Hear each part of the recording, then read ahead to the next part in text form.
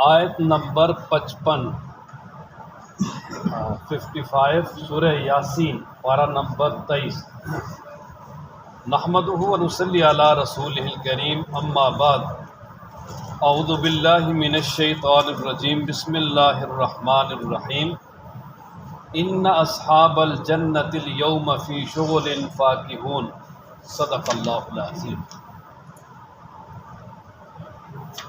اس سے پچھلی آیت میں اللہ تبارک و تعالیٰ نے ارشاد فرمایا کہ میدان محشر میں جب سارے جمع ہوں گے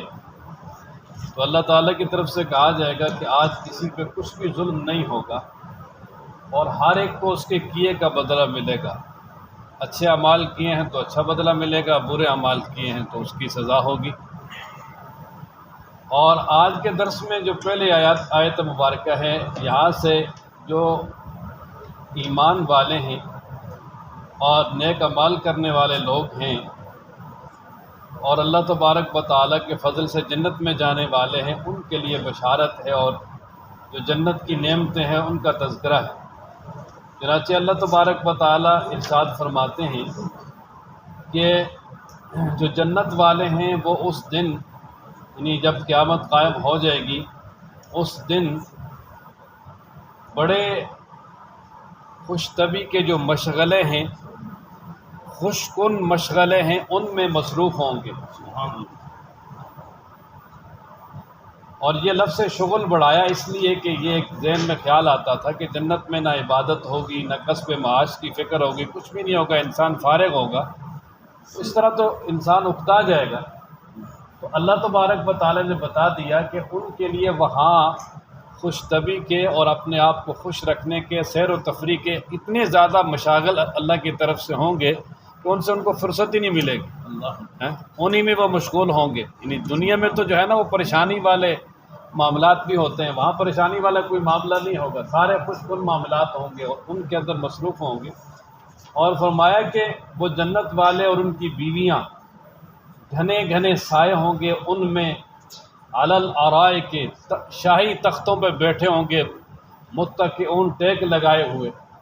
کہ وہاں بڑے اعلیٰ قسم کے صوفے، بیڈ اور اعلیٰ قسم کے تخت شاہی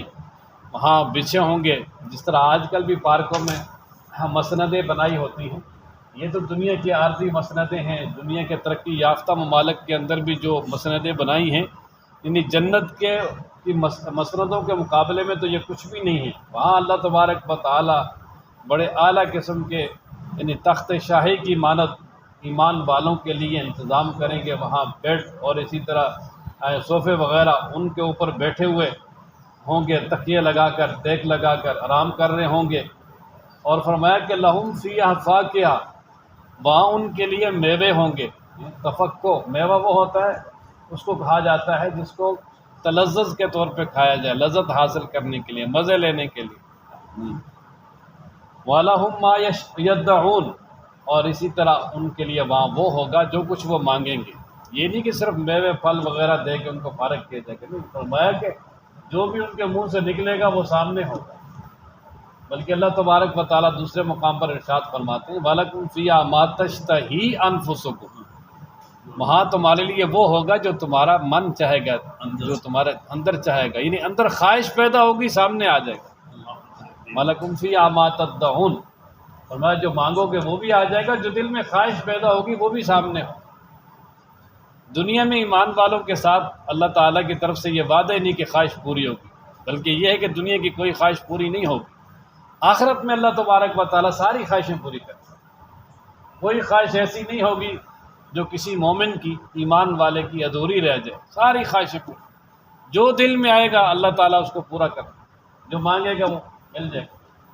دنیا میں بہت ساری خواہشات ایسی ہیں پوری نہیں ہوتی، کیونکہ زیادہ تر نہیں ہوتی۔ اللہ اکبر۔ سلام قولا من رب الرحیم، رب کریم کی طرف سے انہیں سلام کہا جائے گا۔ یہ اللہ تبارک و تعالیٰ کی طرف سے بڑا اعزاز ہوگا۔ اور اس میں سلام دو طرح کے ہوں گے، ایک تو فرشتوں کے ذریعے بالواسطہ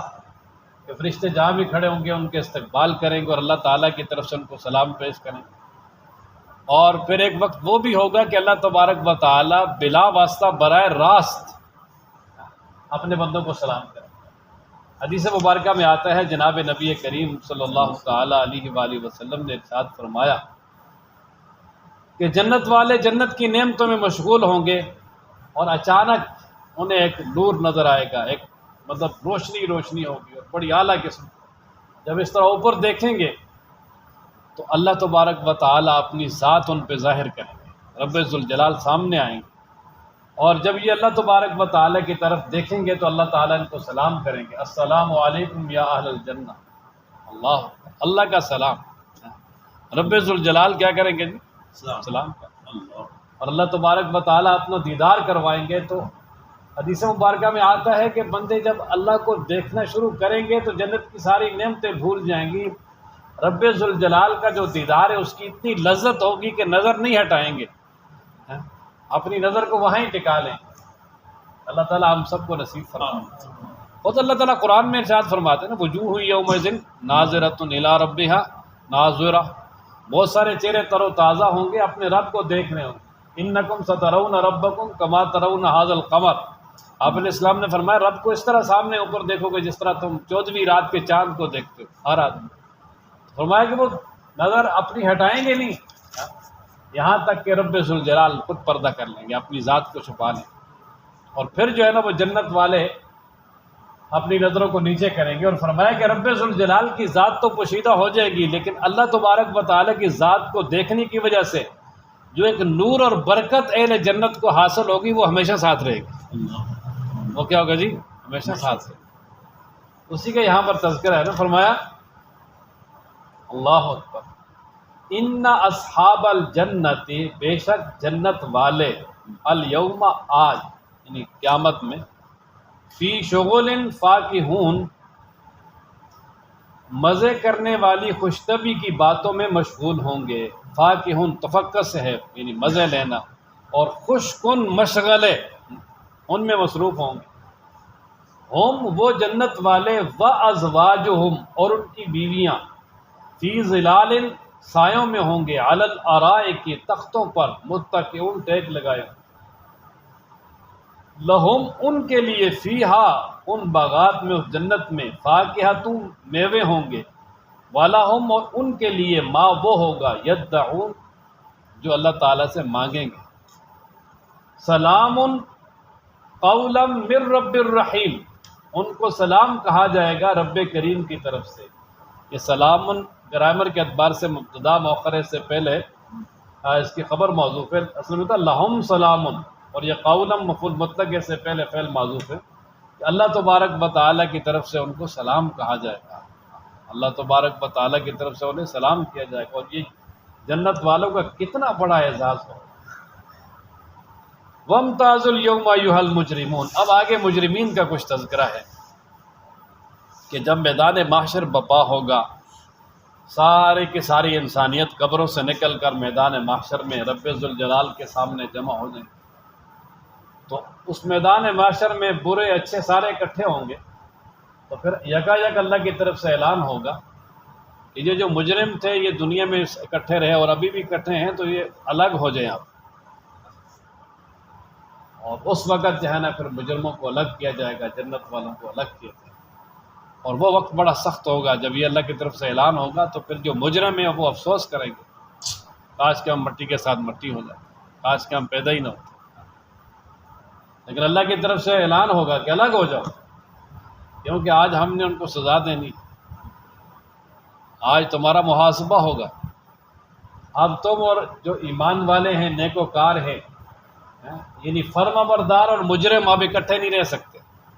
اب الگ الگ۔ اب ہر ایک کے لیے کیا اس کے اعمال کے بدلے جزا ہے، فرما برداروں کے لیے ان کے اعمال کے بدلے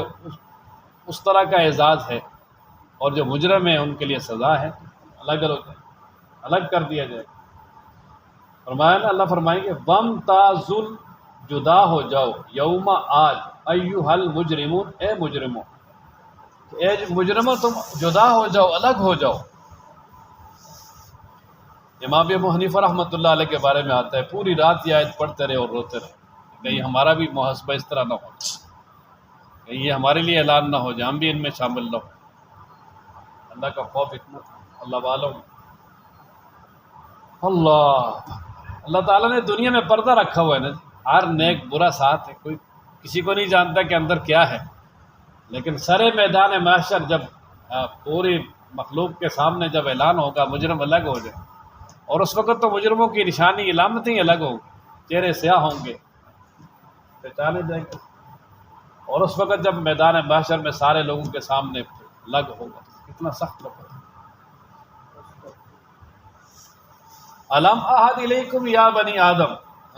وہاں اللہ تعالیٰ فرمائیں گے کہ اے بنی آدم، کیا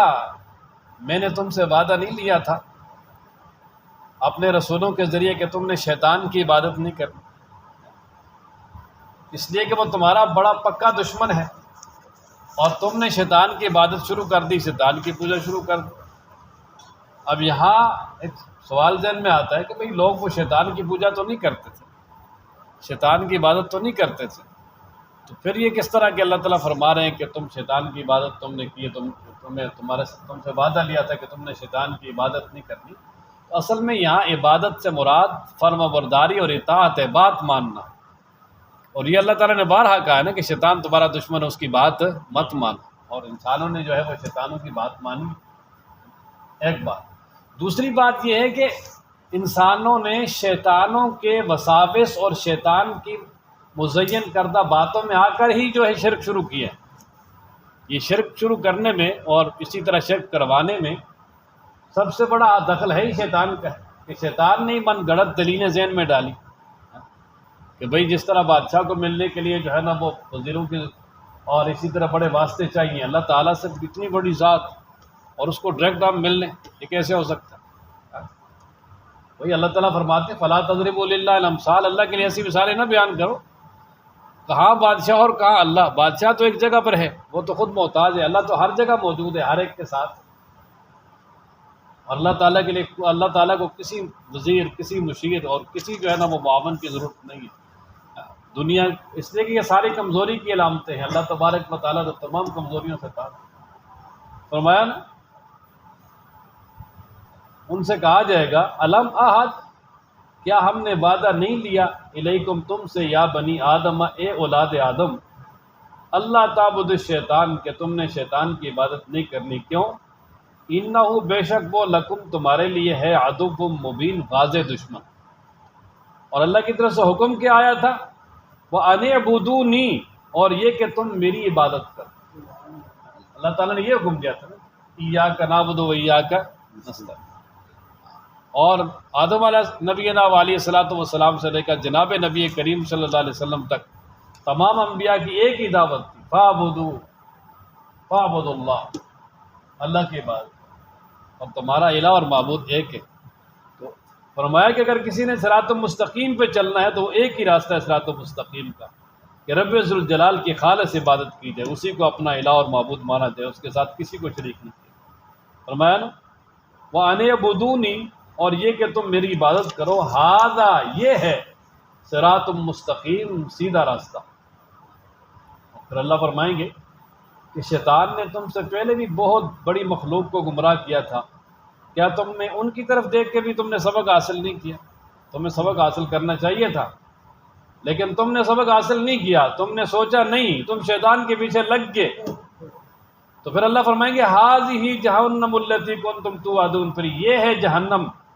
جس کا تمہارے ساتھ وعدہ کیا تھا کہ اگر شیطان کی مانو گے تو تمہیں اس جہنم میں ڈالا جائے گا، اور اللہ فرمائیں گے آج اس جہنم میں داخل ہو جاؤ، اور یہ بدلہ ہے تمہارے انکار کا، جو تم اللہ تعالیٰ کے انکار کرتے تھے، اللہ کی وحدانیت کا انکار کرتے تھے،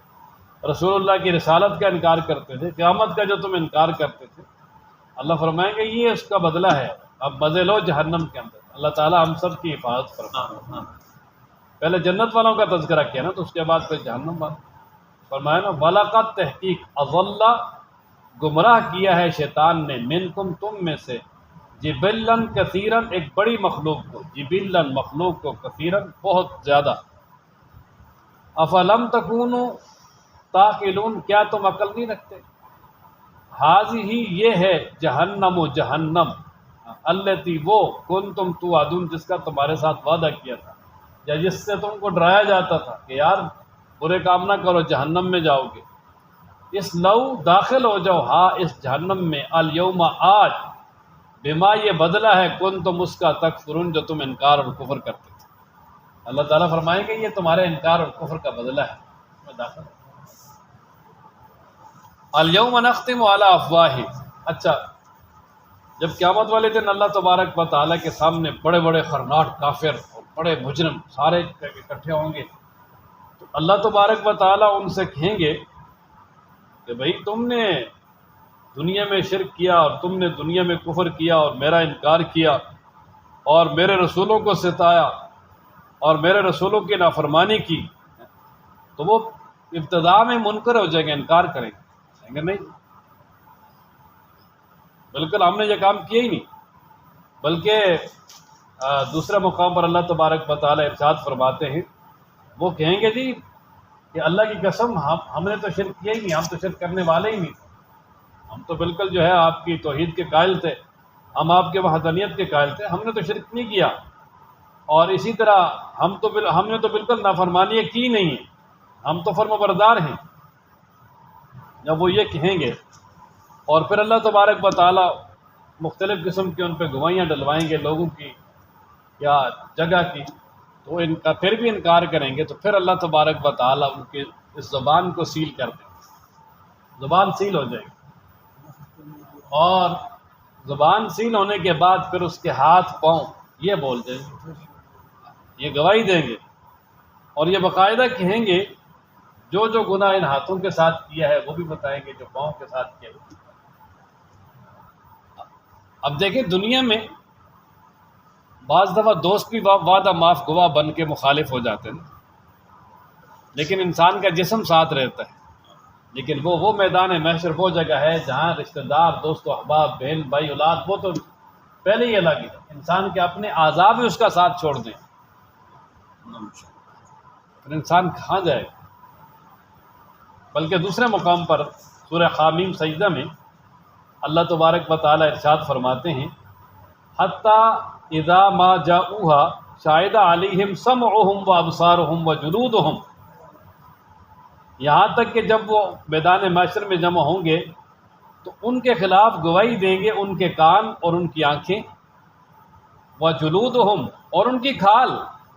یہاں تذکرہ ہے نا ہاتھوں اور پاؤں کا، تو وہاں فرمایا کان بھی بولیں گے اور آنکھیں بھی بولیں گے، اور یہ پوری جسم کی جو کھال ہے، پورا جسم کا ہر عضو بولے گا، اللہ بما کانوا یعملون، جو کچھ کیا ہے دنیا میں وہ سب بتا دیں۔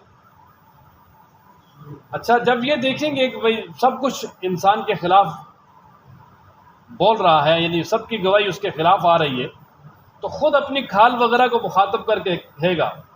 یعنی کہیں گے وقالوا لجلودہم، اور اپنی کھالوں کو مخاطب کر کے کہیں گے اپنے جسم کو کہ لما شہدتم علینا،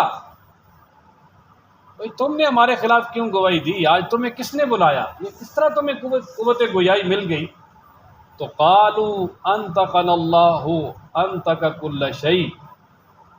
یہ جواب دیں گے آج اس اللہ نے ہمیں بلایا ہے جس نے ہر مخلوق کو قوت گویائی عطا کی۔ دنیا میں اللہ تعالیٰ نے جس نے ہر مخلوق کو بولنے کی اور یہ زبانیں عطا کی ہیں، تو آج اس اللہ نے ہمیں بھی بلا دیا، ہم بول گئے اس کے حکم سے، اس لیے وہ وقت بڑا سخت ہوگا۔ لیکن جب دیکھیں گے کہ بھئی وہ اب جھوٹ بولنے یا چھپانے کا کوئی فائدہ نہیں، تو پھر سب کچھ بتا دیں گے۔ اللہ اکبر، فرمایا نا الیوم، آج کے دن، نختم، ہم مہر لگا دیں گے، یہاں مہر سے مراد وہ سیل والی ہے، سیل کر دیں گے، علی افواہہم، ان کے منہوں پر، وتکلمنا ایدیہم، اور وتکلم کلام کریں گے نہ ہم سے، ایدیہم ان کے ہاتھ، وتشہد گواہی دیں گے، ارجلہم ان کے پاؤں، بما اس کی، کانوا یکسبون جو وہ دنیا میں کرتے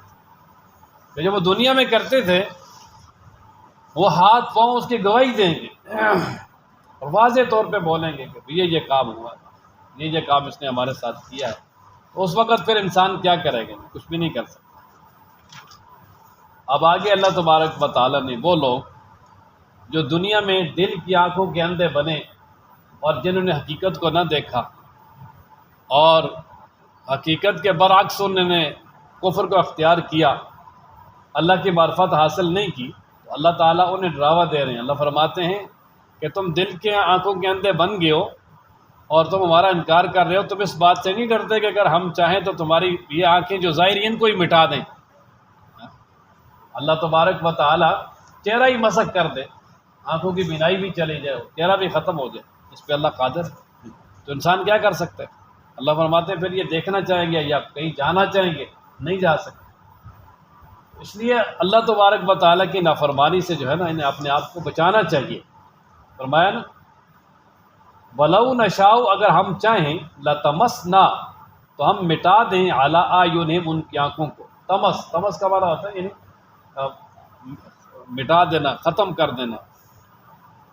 وَلَوْ نَشَاءُ، اگر ہم چاہیں لَتَمَسْنَا عَلَىٰ أَعْيُنِهِمْ، ان کی آنکھوں کو ہم مٹا دیں، ختم کر دیں۔ فَاسْتَبَقُوا الصِّرَاطَ، پس پھر وہ دوڑیں کوئی راستہ پانے کے لیے، تو فَأَنَّىٰ يُبْصِرُونَ، کہاں وہ دیکھ سکیں گے کوئی راستہ؟ انہیں راستہ کہاں ملے گا؟ کچھ بھی نہیں ملے گا۔ اللہ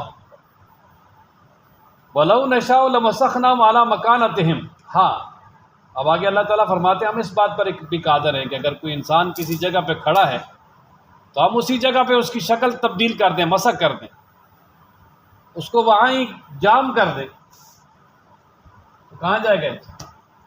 خدا نہ خواستہ ہے کہ انسان کھڑا ہے تو اس کو مکمل طور پہ فالج ہو جائے تو وہاں ہی گر جائے گا، جسم حرکت ہی نہیں کرے گا پورا، یہ جو اعضاء سارے حرکت کر رہے ہیں سب کی حرکت ختم ہو جائے۔ الیاذ باللہ، اللہ تعالیٰ حفاظت فرمائے سب۔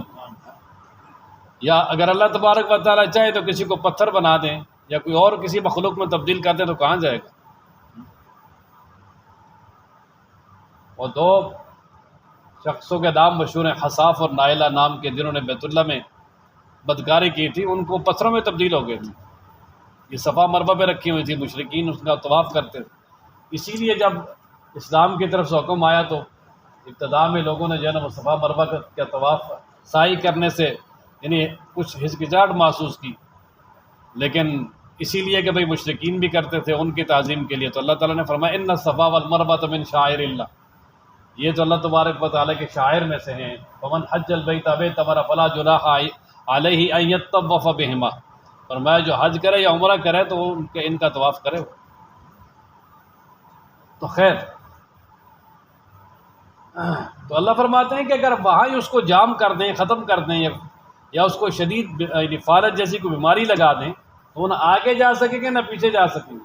انسان کی یہ اوقات ہے، تو فرمایا اگر یہ اوقات ہے تو پھر اللہ کی نافرمانی نہ کرے نا، اللہ کی فرمانبرداری کرے، اللہ سے ہر وقت ڈرے۔ وَلَوْ نَشَاءُ، اگر ہم چاہیں لَمَسَخْنَاهُمْ عَلَىٰ مَكَانَتِهِمْ، ان کی صورتیں مسخ کر دیں ان کی جگہوں پر، عَلَىٰ مَكَانَتِهِمْ جہاں وہ کھڑے، فَمَسْتَطَاعُوا، پس وہ نہیں طاقت رکھیں گے مُضِيًّا آگے چلنے کی، وَلَا يَرْجِعُونَ اور نہ وہ پیچھے لوٹ سکیں گے، نہ وہ آگے چلیں گے مُضِيّ مزہ، آگے بھی نہیں جا سکیں گے، اور وَلَا يَرْجِعُونَ پیچھے بھی نہیں لوٹ سکیں، کہیں بھی وہاں ہی جام ہو جائے ختم۔ اللہ اکبر، لیکن اب سیر کے لیے کئی بیچارے گئے لوگ، وقت آ گیا تو جو یعنی خوشی والا جو کام کرنے کے، لیکن وہاں سے جو ہے نا وہ وہی پریشانی کا باعث بنے۔ اللہ اکبر۔ وَمَن نُعَمِّرُ نُنَكِّسُ فِي الْخَلْقِ أَفَلَا يَعْقِلُونَ، اب یہ اللہ تبارک و تعالیٰ کی طرف سے ایک زجر ہے کہ اللہ تعالیٰ نے دیکھو ہر انسان کو اتنی عمر دی ہے کہ اگر وہ نصیحت حاصل کرنا چاہے، اپنے آپ کو سنوارنا چاہے تو سنور سکتا ہے، ٹھیک ہے۔ دیکھیں کہ اللہ تبارک و تعالیٰ جب بچپن میں انسان کو پیدا کرتے ہیں تو پیدا کرنے کے بعد آہستہ آہستہ اس کو قوت عطا کرتے ہیں، یہاں تک کہ جب وہ قوت مکمل ہوتی ہے تو اس کو مکلف پھر بناتے ہیں، بالغ ہوتے ہیں۔ اس سے پہلے تو مرفوع قلم ہے، لیکن بالغ ہونے کے بعد اللہ نے جتنی بھی اس کو طاقت اور زندگی عطا کی ہے صحت والی، اس میں وہ اللہ تبارک و تعالیٰ کی عبادت کرنا چاہے تو کر سکتا ہے، اور اللہ تعالیٰ کی طرف سے پوچھ بھی اسی کی ہوگی۔ لیکن اگر وہ نہیں کرتا تو یہ زندگی ضائع ہو جائے گی، ختم ہو جائے گی، اور اسی زندگی اور طاقت کے بعد بڑھاپا اور کمزوری شروع ہو جائے گی، یہاں تک کہ وہی توانا اور مضبوط جسم بالکل لاغر اور کمزور ہو جائے گا، جس کے لیے کھڑا ہونا بیٹھنا بھی مشکل ہے، یادداشت بھی ختم ہو جائے گی، قوت سماعت بھی ختم، قوت بصارت بھی ختم، ساری چیزیں ختم، انسان کچھ بھی نہیں، اور اس وقت کچھ کرنا بھی چاہے گا تو نہیں کر سکتا، اس وقت کرنا بھی چاہے گا تو کچھ بھی، اس لیے اللہ تبارک و تعالیٰ کی طرف سے جو وقت دیا ہوا ہے، صحت تندرستی والی جو زندگی دی ہوئی ہے، یہ اللہ کی بڑی نعمت ہے، اس میں جتنا ہو سکے اللہ کو راضی کر لیں۔ حدیث مبارکہ میں آتا ہے نا، اغتنم خمسن قبل خمسن، پانچ چیزیں آنے سے پہلے غنیمت شمار کر لو، ان میں سے ایک فرمایا کہ شبابہ کا قبل حرمک، جوانی کو بڑھاپا آنے سے پہلے، طاقت کو بڑھاپا آنے سے پہلے۔ لیکن اگر کوئی شخص ایسا خوش قسمت ہے کہ وہ جوانی میں اللہ تبارک و تعالیٰ کی عبادت میں لگ گیا، تو وہ جو خوش قسمت لوگ ہیں جو بغیر حساب و کتاب کے جنت میں جائیں گے، سارے حساب و کتاب میں مشغول ہوں گے، وہ میدان محشر میں اللہ کے عرش کے سائے کے نیچے اعلیٰ قسم کے ٹیلوں پہ ٹہل رہے ہوں گے۔ ان میں سے ایک وہ نوجوان بھی ہے نا کہ جس نے اپنی جوانی اللہ کی عبادت میں لگائی۔ اور دیکھیں اللہ کا کرم کتنا ہے، حدیث مبارکہ میں ہے، اگر کوئی شخص ایسا ہے کہ جو طاقت میں جب اللہ نے طاقت دی ہوئی ہے اور اللہ تبارک و تعالیٰ کی طرف سے صحت ہے،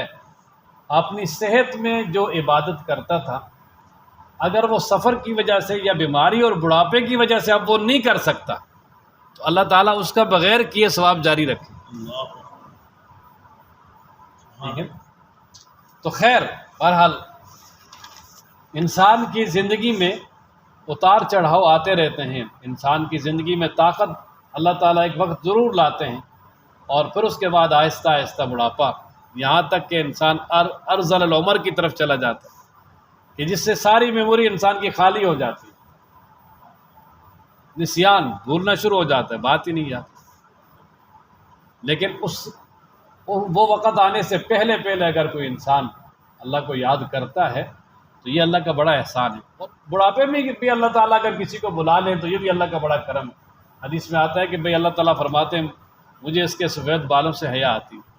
لیکن جس کو اللہ تعالیٰ شروع سے لگا لیں اور اپنے ساتھ توفیق دے دیں تو یہ اللہ کا بڑا کرم ہے، یہ اللہ تعالیٰ کا بڑا فضل ہے، تو اسی کو اللہ تعالیٰ بیان کرتے ہیں نا۔ اللہ فرما رہے ہیں وَمَن، اور وہ شخص نُعَمِّرْہُ، جس کو ہم زیادہ عمر دے دیتے ہیں، تو نُنَکِّسُہُ فی الخلق، ہم ذوف پیدا کر دیتے ہیں اس کی تخلیق میں، اس کے اعضاء میں۔ نُنَکِّسُہُ، ہم ذوف اور کمزوری پیدا کر دیتے ہیں، ناقص کر دیتے ہیں، فی الخلق، اس کی تخلیق میں، یعنی وہ دن بدن اس کے وہ کمزوری آتی رہتی ہے۔ افلا یعقلون، اللہ فرماتے ہیں یہ لوگ کیوں نہیں سمجھتے، ان کو سمجھنا چاہیے، اپنی جو ہے وہ جو طاقت ہے اس کو عبادت میں لگانا چاہیے۔ اور پھر قیامت والے دن بھی اللہ تبارک و تعالیٰ پوچھیں گے نا کہ ہم نے تم کو اتنی عمر دے دی تھی جس میں تم سب کچھ کر سکتے تھے، نہیں کیا، تو اب دوبارہ وہ مانگیں گے اللہ سے وقت، لیکن دوبارہ مہلت نہیں ملے گی۔ تو اللہ تعالیٰ نے جو زندگی دی ہے اس کو قیمتی بنائیں، قیمتی بنانا اسی بات میں ہے کہ اللہ تبارک و تعالیٰ کی عبادت میں اس کو لگایا جائے جتنا بھی ہو سکے۔